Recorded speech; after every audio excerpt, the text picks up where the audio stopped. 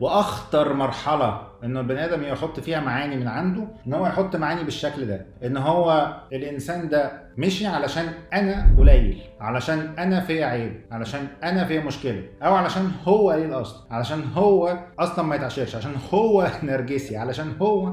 فانا عم بحاول احط الموضوع بشكل شخصي، يا اما هو يا اما انا، في حين انه الواقع بيقول ايه؟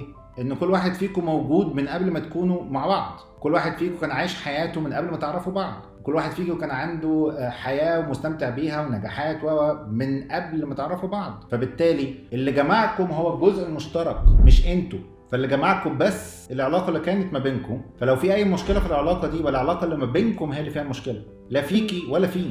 وده الشرح السيء، لان لما بتكون مشكله في شخص ما من الطرفين، بيبتدي انه كون ان انا عندي المشكله يبقى انا ما ينفعش اخش في علاقه تانية، لان انا عندي مشكله، فانا محتاج اغير المشكله اللي عندي عشان اعرف اخش علاقه. وعشان اعرف اغير المشكله محتاج اغير نفسي. انا مش هينفع اغير نفسي، مش هينفع اغير انا، انما ممكن اغير اسلوبي، تصرفاتي، وده انا اعرفه كمان اكتر كمان شويه.